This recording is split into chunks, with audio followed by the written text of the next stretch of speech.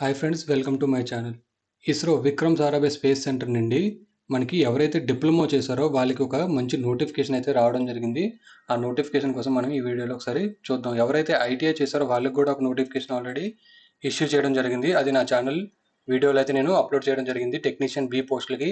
అలాగే మనం ఈ నోటిఫికేషన్ మనం చూసుకుంటే టెక్నికల్ అసిస్టెంట్ డిప్లొమా బేస్ మీద వీళ్ళు నోటిఫికేషన్ అయితే తీయడం జరిగింది. అలాగే డిగ్రీ క్యాండిడేట్స్ కూడా కొన్ని పోస్టులకి ఇక్కడ నోటిఫికేషన్ ఇవ్వడం జరిగింది. ముందుగా మనం చూసుకుంటే ఆన్లైన్ అప్లికేషన్ వచ్చేసరికి 4 జూన్ నుంచి అప్లికేషన్ అయితే స్టార్ట్ అయితే అవ్వడం జరిగింది. అలాగే లాస్ట్ డేట్ వచ్చేసరికి 18 జూన్ వరకు మనకి అప్లికేషన్ అవైలబుల్ అయితే ఉండడం జరుగుతుంది. ఇక్కడ మనం చూసుకుంటే కొన్ని పోస్టులకి మనకి సికింద్రాబాద్లో కూడా పోస్టింగ్ అయితే ఉండడం జరిగింది. అలాగే ఎగ్జామ్ సెంటర్ వచ్చేసరికి మనకి హైదరాబాదు, విశాఖపట్నం, తెలంగాణ వాళ్ళకి హైదరాబాదు, ఆంధ్రప్రదేశ్ వాళ్ళకి విశాఖపట్నంలో కూడా ఎగ్జామ్ సెంటర్ అయితే వీళ్ళు ప్రొవైడ్ చేయడం జరిగింది.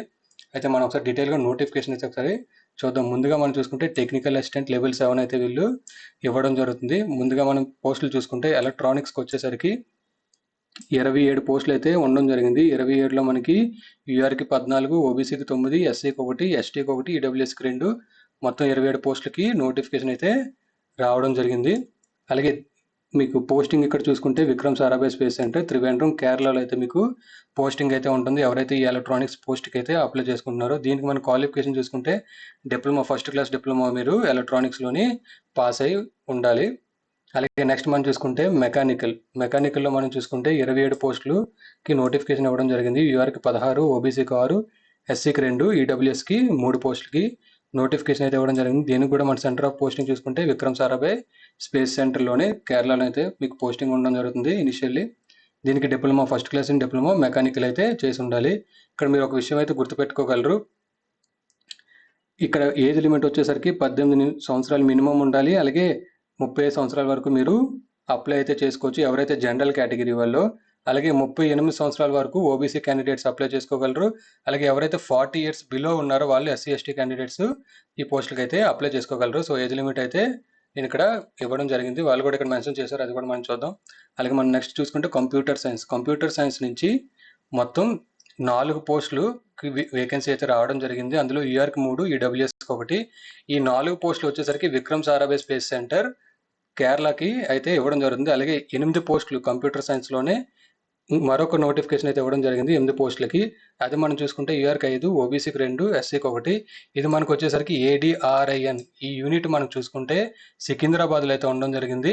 సో ఎవరైతే ఈ కంప్యూటర్ సైన్స్కి అప్లై చేస్తున్నారో వాళ్ళకి ప్లేస్ ఆఫ్ పోస్టింగ్ సికింద్రాబాద్ కూడా ఉంటుంది. దీనికి మనకు వచ్చేసరికి first class diploma in computer science and ఇంజనీరింగ్లో మీకు డిప్లొమా అయితే ఖచ్చితంగా ఉండాలి. నెక్స్ట్ మనం కెమికల్ చూసుకుంటే 6 పోస్టులు అయితే ఉండడం జరిగింది. యూఆర్కి 1, ఓబీసీకి 2, ఎస్సీకి 2, ఈడబ్ల్యూఎస్కి 1. ఇది మన ప్లేస్ ఆఫ్ పోస్టింగ్ కేరళ యూఎస్ఎస్సీలోనే ఉంటుంది. డిప్లొమా ఇన్ కెమికల్ ఇంజనీరింగ్ చేసి ఉండాలి. అలాగే ఆటోమొబైల్కి ఒక పోస్ట్ అయితే ఉండడం జరిగింది యూఆర్కి. So first class in diploma automobile engineering అయితే డిప్లొమా చేసి ఉండాలి.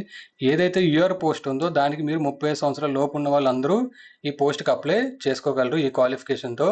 అలాగే ఏదైతే ఓబీసీ ఉందో వాళ్ళు 38 సంవత్సరాల వరకు, ఏదైతే ఎస్సీ ఉందో వాళ్ళు 40 సంవత్సరాల వరకు అయితే అప్లై చేసుకోగలరు.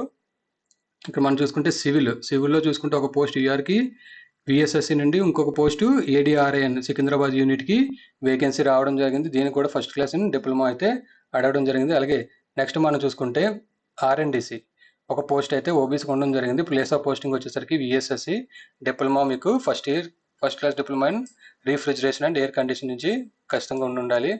సో ఇక్కడతో ఆర్ఎన్డిసితో డిప్లొమా మీద పోస్టులు అయితే కంప్లీట్ అయ్యింది. ఇప్పుడు మనం చూసుకుంటే సైంటిఫిక్ అసిస్టెంట్, ఇంతకు ముందు మనం చూసుకుంటే టెక్నికల్ అసిస్టెంట్, ఇది సైంటిఫిక్ అసిస్టెంట్. ఇది మనం చూసుకుంటే ఫిజిక్స్ యూఆర్కి ఒక పోస్టు విఎస్ఎస్సి నుండి, అలాగే 3 పోస్టులు మనకి ఏడిఆర్ఐఎన్ యూనిట్ నుంచి వేకెన్సీ అయితే రావడం జరిగింది. ఏడిఆర్ఐఎన్ వచ్చేసి మన సికింద్రాబాద్లో అయితే పోస్టింగ్ ఉండడం జరుగుతుంది. ఇక్కడ మీకు క్వాలిఫికేషన్ చూసుకుంటే first class bachelor degree in physics స్ట్రీమ్లో చేసి ఉంటే మీరు ఈ పోస్ట్కి అయితే అప్లై చేసుకోగలరు. అలాగే కెమిస్ట్రీ చేసుకున్న వాళ్ళకి ఒక పోస్టు విఎస్ఎస్సి నుంచి రావడం జరిగింది. First class bachelor degree in chemistry అయితే మీరు చేసి ఉండాలి. అలాగే లైబ్రరీ అసిస్టెంట్ మనం ఇక్కడ చూసుకుంటే లెవెల్ 7 లైబ్రరీ అసిస్టెంట్కి మనకి ఒక పోస్ట్ విఎస్ఎస్సికి, అలాగే ఇంకొక పోస్ట్ ఎన్ఈఎస్ఎస్సి.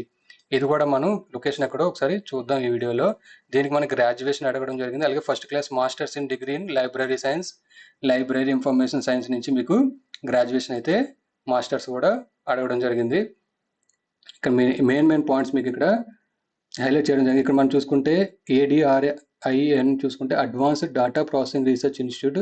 ఇది సికింద్రాబాద్లో అయితే ఉండడం జరిగింది. ఏ ఏ పోస్టులకి ఈ ఏడీఆర్ఐఎన్ ఉందో వాళ్ళు సికింద్రాబాద్ అయితే పోస్టింగ్ మీకు వచ్చే అవకాశం ఉంది. అలాగే మనం లైబ్రరీ అసిస్టెంట్ చూసుకుంటే ఎన్ఈఎస్ఏసి, ఇది వచ్చేసరికి north east space application centre మేఘాలయలో అయితే మనకి ఉండడం జరిగింది. సో ఇంపార్టెంట్ పాయింట్స్ నేను ఈ వీడియోలో అయితే మీకు డిస్కస్ చేయడం జరుగుతుంది, అది మీరు గమనించగలరు.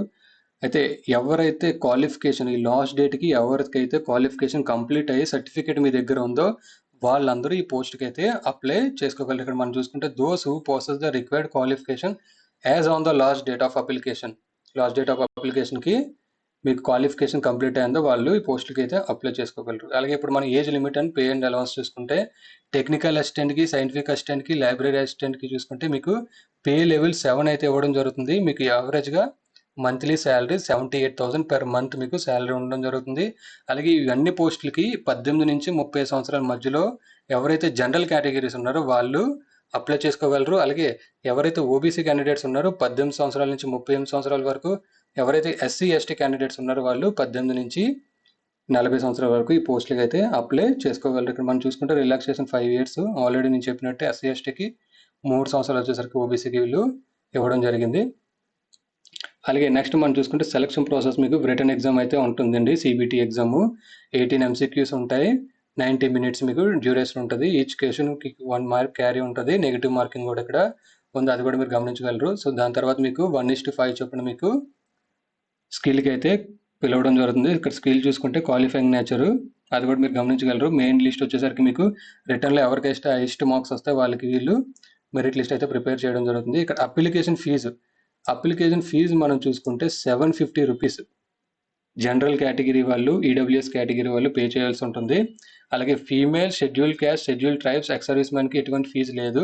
ఇక్కడ మరొక విషయం గుర్తుపెట్టుకోవాలి, మీరు ఎగ్జామ్ అటెండ్ చేసిన తర్వాత మీకు 500 రీఫండ్ అయితే రావడం జరుగుతుంది. ఇక్కడ మనం చూసుకుంటే for other candidates an amount 500 will be refunded in due course, duly deducting bank charges as applicable on appearing. ఎవరైతే రిటర్న్ టెస్ట్కి అటెంప్ట్ అవుతారో 750 రూపీస్ పే చేసిన తర్వాత హాల్ టికెట్ వచ్చి మీరు రిటర్న్ టెస్ట్ అటెండ్ చేసిన తర్వాత మీకు 500 రూపీస్ మీకు అకౌంట్లోకి అయితే రిటర్న్ అయితే రావడం జరుగుతుంది. ఇక్కడ మీరు ఆన్లైన్లో అప్లై చేసినప్పుడే వాళ్ళు ఇక్కడ bank details, me account number, IFSC code, name of the bank ఇవన్నీ మీకు అప్లికేషన్లో అయితే అడగడం జరుగుతుంది. సో అదే అప్లికేషన్కి, అదే బ్యాంక్ డీటెయిల్స్కి మీకు రీఫండ్ అయితే రావడం జరుగుతుంది. అది కూడా మీరు ఒకసారి చాలా జాగ్రత్తగా ఆన్లైన్లో అప్లై చేసినప్పుడు కరెక్ట్ డీటెయిల్స్ మీరు ఇవ్వగలరు. అండ్ నెక్స్ట్ మనం చూసుకుంటే రిటర్న్ టెస్ట్ డీటెయిల్స్. ఇక్కడ మనం చూసుకుంటే సిబిటి ఎగ్జామ్ మనకి ఈ స్టేట్లో, ఈ సెంటర్లో అయితే ఉండడం జరుగుతుంది. అలాగే మన ఏపీలో చూసుకుంటే విశాఖపట్నంలోని, తమిళనాడులో చూసుకుంటే చెన్నై, అలాగే తమిళనాడులో మదురై కూడా ఇవ్వడం జరిగింది. తెలంగాణ వచ్చేసరికి హైదరాబాదు. సో విశాఖపట్నం, హైదరాబాదు మన ఏపీ తెలంగాణ వాళ్ళకి 2 ప్లేసెస్లోని ఎగ్జామ్ అయితే ఉండడం జరుగుతుంది. సబ్మిషన్ ఆఫ్ అప్లికేషన్ మనం చూసుకుంటే ఆన్లైన్ అప్లికేషన్ మీరు సబ్మిట్ చేయాల్సి ఉంటుంది. ఎవరికైనా ఈ అడ్వర్టైజ్మెంట్ మీద ఎటువంటి డౌట్స్ ఉన్నా కింద కామెంట్ సెక్షన్లో కామెంట్ చేయగలరు. అలాగే ఈ వీడియో కనుక మీకు నచ్చినట్టయితే లైక్ చేసి షేర్ చేయండి. నా ఛానల్ ఎవరైనా సబ్స్క్రైబ్ చేసుకోకపోతే సబ్స్క్రైబ్ చేసుకోండి.